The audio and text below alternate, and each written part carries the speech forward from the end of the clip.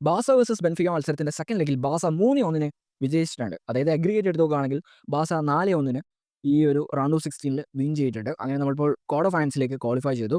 അപ്പോൾ ഈ ഒരു ഫസ്റ്റ് ലെഗിനെ കുറിച്ച് പറയുകയാണെങ്കിൽ നമ്മൾ വൺ മാൻ ഡൗൺ ആയിരുന്നു. കുബാർസിക്ക് റെഡ് കാർഡ് ലഭിച്ചതിനെ തുടർന്നാണ് നമ്മൾ വൺ മാൻ ഡൗൺ ആവുന്നത്. എന്നിട്ടും ആ ഒരു മത്സരത്തിൽ നമ്മൾ വിജയം കരസ്ഥമാക്കി. അതും റഫീനയുടെ ഒരു കിടിലൻ ഗോളോട് കൂടിയാണ് നമ്മൾ ആ ഒരു ഫസ്റ്റ് ലെഗ് വിൻ ചെയ്യുന്നത്. സെക്കൻഡ് ലെഗിലേക്ക് വന്നു കഴിഞ്ഞാൽ റഫീനയുടെ ഭാഗത്ത് 2 ഗോൾ വന്നിട്ടുണ്ടായിരുന്നു. അതേപോലെ തന്നെ ലെമിൻ യമാലിന്റെ ഭാഗത്തും ഒരു കിടിലൻ ഗോൾ വന്നിട്ടുണ്ടായിരുന്നു. അപ്പോൾ എനിക്ക് പേഴ്സണലി ഇഷ്ടപ്പെട്ടത് ലെമിൻ്റെ ഗോളായിരുന്നു. ഔട്ട്സൈഡ് ദി ബോക്സിൽ ഒരു കേർലിംഗ് ഷോട്ട് അറ്റംപ്റ്റ് ചെയ്തു. ഗോൾ കീപ്പറിന് പോലും അത് സേവ് ചെയ്യാൻ പറ്റിയിട്ടുണ്ടായിരുന്നില്ല. ഒരു ടോപ്പ് ഗോളായിരുന്നു അത്. അപ്പോൾ ഈ ഒരു മത്സരത്തിന്റെ ഫസ്റ്റ് ഹാഫ്, സെക്കൻഡ് ഹാഫ് എന്ന് പറയുന്നത് രണ്ട് രീതിയിലായിരുന്നു. അതായത് ഫസ്റ്റ് ഹാഫ് അത്യാവശ്യം ബെറ്റർ ആണെങ്കിൽ സെക്കൻഡ് ഹാഫ് ഒരു ആവറേജ് എക്സ്പീരിയൻസ് ആണ് നൽകിയത്. കാരണം ഫസ്റ്റ് ഹാഫിൽ ബാസ ബെൻഫിക്കനെ ഔട്ട് ക്ലാസ് ചെയ്യുന്ന രീതിയിലൊക്കെ പോയിട്ടുണ്ടായിരുന്നു. ഫൈനൽ തേർഡിലായിക്കോട്ടെ ബാസ നല്ല രീതിയിലുള്ള ഒരു ഡിഫറൻസ് ക്രിയേറ്റ് ചെയ്തിട്ടുണ്ടായിരുന്നു. പക്ഷേ സെക്കൻഡ് ഹാഫിലേക്ക് വന്നപ്പോൾ ബാസ ഈ ഫൈനൽ തേർഡിൽ വലിയ രീതിയിലുള്ള റിസൾട്ട് ക്രിയേറ്റ് ചെയ്യില്ല. ക്രിയേറ്റ് ചെയ്യാനുള്ള ഓപ്പർച്യൂണിറ്റീസ് ഈ മാച്ച് തന്നെയുണ്ട്.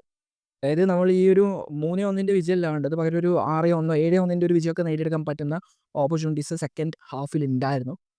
പക്ഷേ പ്രോപ്പർ ആയിട്ടുള്ളൊരു കൺവേർഷൻ റേറ്റ് നമ്മുടെ പ്ലേയേഴ്സിൻ്റെ ഭാഗത്ത് ഉണ്ടായിരുന്നില്ല. അപ്പോൾ അതിൽ എടുത്തു പറയേണ്ട ഒരാളെന്ന് പറയുന്നത് ലെവൻഡോസ്കിയാണ്.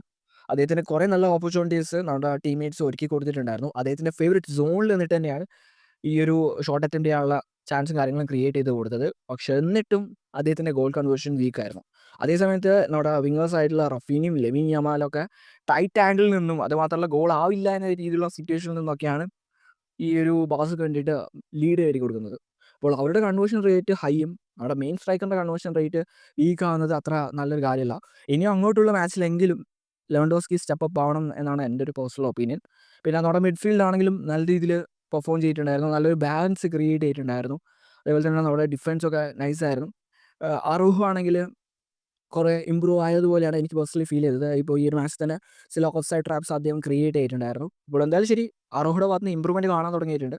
ഇനി ബാൽഡയുടെ കേസ് നോക്കുകയാണെങ്കിൽ പ്ലെയർ ഈ ഒരു മാച്ചിൽ നല്ല രീതിയിൽ പെർഫോം ചെയ്തിട്ടുണ്ടായിരുന്നു. അറ്റാക്കിലായാലും ഡിഫൻസിലായാലും നല്ലൊരു ഔട്ട്പുട്ട് ക്രിയേറ്റ് ചെയ്യാൻ ശ്രമിച്ചിട്ടുണ്ടായിരുന്നു. ഇപ്പോൾ ബാസ ഇരിക്കുന്ന മൂന്നാമത്തെ ഗോളിൽ പോലും ബാൽഡയുടെ എഫേർട്ട് ഉണ്ട്. ബാൽഡയുടെ അസിസ്റ്റിലൂടെയാണ് ഈ ഒരു റഫീന ആ ഒരു ഗോൾ നേടുന്നത്. അപ്പോൾ എൻ്റെ ഒരു പേഴ്സണൽ ഒപ്പീനിയനിൽ ബാൽഡെ അദ്ദേഹത്തിൻ്റെ ആ ഒരു 50-60% ആണ് ഇപ്പോഴും യൂസ് ചെയ്യുന്നത്. 100% ഇതുവരെ യൂസ് ചെയ്തിട്ടില്ല. അല്ലെങ്കിൽ അദ്ദേഹത്തിൻ്റെ ട്രൂ പൊട്ടൻഷ്യൽ ഇപ്പോഴും അൺലോക്ക് ആയിട്ടില്ല. ഹാൻസ് ഫ്ലിക്ക് മിക്കവാറും ഈ ഒരു ഏപ്രിലിനുള്ളിൽ തന്നെ അത് അൺലോക്ക് ആക്കും എന്നാണ് എൻ്റെ വിശ്വാസം. അങ്ങനെ ചെയ്യുകയാണെങ്കിൽ ബാസക്ക് വേണ്ടിയിട്ട് നല്ലൊരു ത്രെട്ട് ക്രിയേറ്റ് ചെയ്യുന്ന ഒരു പ്ലെയറായിട്ട് ബാൽഡെ മാറും. അതായത് അറ്റാക്കിൽ വലിയൊരു റിസൾട്ട് ക്രിയേറ്റ് ചെയ്യുന്ന ഒരു പ്ലെയറായിട്ട് ബാൽഡെ മാറാനുള്ള ചാൻസ് ഉണ്ട്. അപ്പോൾ ആ ഒരു true potential Hans Flick unlock ചെയ്യുമെന്ന് വിശ്വസിക്കുന്നു. പിന്നെ നമ്മുടെ ഇനിയോ ആയാലും കൂണ്ടെ ആയാലും നല്ല രീതിയിൽ പെർഫോം ചെയ്തു എന്നാണ് എൻ്റെ ഒരു പേഴ്സണൽ ഒപ്പീനിയൻ. പിന്നെ അതേപോലെ തന്നെ മിഡ്ഫീൽഡും നല്ല രീതിയിൽ പെർഫോം ചെയ്തിട്ടുണ്ട്. എനിക്ക് അതിൽ ഏറ്റവും കൂടുതൽ ഇഷ്ടപ്പെട്ടത് നമ്മുടെ പെഡ്രിയുടെ പെർഫോമൻസ് ആയിരുന്നു. ഹാൻസി ഫ്ലിക്കിൻ്റെ സിസ്റ്റത്തിലെ മെയിൻ എന്ന് പറയുന്നത് തന്നെ പെഡ്രിയാണ്. ഇപ്പോൾ പെഡ്രി ഇല്ലാത്ത മാച്ച് നോക്കുക, പെഡ്രി ഉള്ള മാച്ച് നോക്കുക, ഡിഫറൻസ് മനസ്സിലാക്കാൻ പറ്റും. പെഡ്രി ഉണ്ടാകുമ്പോൾ നമ്മുടെ ടീമിൻ്റെ പെർഫോമൻസ് രണ്ടിരട്ടിയായിട്ട് ബെറ്റർ ആവുകയാണ് ചെയ്യുന്നത്. ആൻഡ് അദ്ദേഹം ക്രിയേറ്റ് ചെയ്യുന്ന കുറേ ചാൻസ് നമ്മുടെ പ്ലേയേഴ്സ് കൺവേർട്ട് ചെയ്യാത്തതിൽ നല്ല വിഷമമുണ്ട്. ശരിക്കും പെഡ്രിക്ക് ഡബിൾ ഡിജിറ്റ് അസിസ്റ്റ് ഒക്കെ ഉണ്ടാവേണ്ടതാണ് ഈ ഒരു ടൈമിനുള്ളിൽ. പക്ഷെ അത് ഇല്ലാത്തതിൻ്റെ ഒരു റീസൺ നമ്മുടെ ഫിനിഷേഴ്സ് പ്രോപ്പറായിട്ട് കാര്യങ്ങൾ കൺവേർട്ട് ചെയ്യാത്തത് കൊണ്ടാണ്. ഇനിയെങ്കിലും പെഡ്രി ക്രിയേറ്റ് ചെയ്യുന്ന ചാൻസ് ഒക്കെ പ്രോപ്പറായിട്ട് കൺവേർട്ട് ചെയ്യാം എന്നേ എനിക്ക് പറയാനുള്ളൂ. പിന്നെ ഈ ഒരു മാച്ചിൽ ഷെസ്നി നല്ല രീതിയിൽ പെർഫോം ചെയ്തു എന്നാണ് എൻ്റെ ഒരു ഒപ്പീനിയൻ. ഇപ്പോൾ ഈ ഒരു മാച്ചിൽ തന്നെ ആദ്യം ഒരു ഗോൾ കൺസിഡർ ചെയ്തിട്ടുണ്ടായിരുന്നു. ഓട്ടോമെൻറ്റിയുടെ ആ ഒരു ഹെഡർ ഗോളായിരുന്നു അത്. ശരിക്കും അതിൽ ഷെസ്നിക്ക് വലിയ പങ്കില്ല. അറോഹ് പ്രോപ്പറായിട്ട് മാൻ മാർക്ക് ചെയ്യാത്തതിൻ്റെ ഒരു ഇഷ്യൂ ആയിരുന്നു അത്. പക്ഷെ എന്തായാലും അത് ഒഴിച്ചു നോക്കിക്കഴിഞ്ഞാൽ ഷെസ്നി നല്ല രീതിയിൽ പെർഫോം ചെയ്തിട്ടുണ്ടായിരുന്നു. ഈ ഒരു ബെൻഫിക്കയുടെ ഒട്ടുമിക്ക ഷോട്ടും അദ്ദേഹം സേവ് ചെയ്തിട്ടുണ്ടായിരുന്നു. അപ്പോൾ ഇനി അങ്ങോട്ടുള്ള ജേണിയിലും സിറ്റുവേഷൻ കണക്കായിട്ട് ഷെസ്നി സ്റ്റെപ്പ് അപ്പ് ആവുമെന്ന് വിശ്വസിക്കുന്നു. അപ്പോൾ ഓവറോൾ ടീമിൻ്റെ പെർഫോമൻസ് നൈസായിരുന്നു. പക്ഷേ ഫസ്റ്റ് ഹാഫിൽ കാഴ്ചവെച്ച ഒരു പെർഫോമൻസ് സെക്കൻഡ് ഹാഫിൽ കാണാത്തതിൻ്റെ ഒരു വിഷമമുണ്ട്. അതായത് വലിയൊരു മാർജിനിൽ ബാസ വിൻ ചെയ്യാത്തതിൻ്റെ ചെറിയൊരു വിഷമമുണ്ട്. ബട്ട് ഓവറോൾ റിസൾട്ടിൽ ഞാൻ ഹാപ്പിയാണ്. അപ്പോൾ നമ്മൾ ക്വാർട്ടർ ഫൈനൽസിൽ ആരായിട്ടാണ് ഏറ്റുമുട്ടാൻ വേണ്ടി പോകുന്നതെല്ലാം കണ്ടറിയേണ്ട ഒരു കാര്യമാണ്. പിന്നെ റഫീനിയും പെഡ്രിയും സിറ്റുവേഷനൊക്കെ ആയിട്ട് സ്റ്റെപ്പ് അപ്പ് ആവുന്നതുകൊണ്ട് ബാൽഡോർ ലിസ്റ്റിലൊക്കെ ഈ രണ്ട് താരങ്ങളിപ്പോൾ വരുന്നുണ്ട്. അപ്പോൾ മിക്കവാറും വോട്ട് സ്പ്ലിറ്റും കാര്യങ്ങളൊക്കെ നടക്കാനുള്ള ചാൻസ് ഉണ്ട്. എന്തായാലും നമുക്ക് നോക്കാം ആർക്ക് ഇത്തവണത്തെ ബാൽഡോർ ലഭിക്കുമെന്ന്. ആൻഡ് ആ ലിസ്റ്റിൽ ഇനി ലെമിനും വരുമോ അല്ലെങ്കിൽ ലെവൻഡോസ്കി വരുമോ എന്നതെല്ലാം കണ്ടറിയേണ്ട ഒരു കാര്യമാണ്. ഇനി പറയാനുള്ളത് ലിവർപൂൾ വേഴ്സസ് PSG മാച്ചിനെ കുറിച്ചാണ്. അപ്പോൾ ഈ ഒരു മത്സരത്തിൽ PSG ഈ ഒരു 1-1 സമനില അഗ്രിഗേറ്റിൽ ക്രിയേറ്റ് ചെയ്യും. അങ്ങനെ പെനാൽറ്റി ഷൂട്ടൗട്ട് പോയിട്ടാണ് ഈ ഒരു മാച്ച് PSG വിൻ ചെയ്യുന്നത്.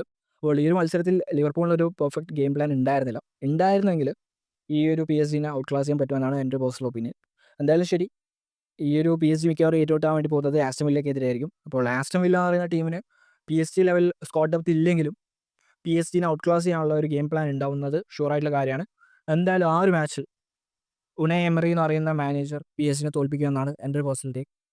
എങ്ങനെയായിരിക്കും കാര്യങ്ങൾ പോകുന്നത് കണ്ട് തന്നെ അറിയാം. അപ്പോൾ ഇതൊക്കെയാണ് ഈ ഒരു വീഡിയോയിൽ പറയാൻ ആഗ്രഹിച്ച കാര്യങ്ങൾ. ഈ ഒരു വീഡിയോ ഇത്രയേ ഉള്ളൂ. അടുത്തൊരു വീഡിയോ ആയിട്ട് കാണുന്നത് വരെ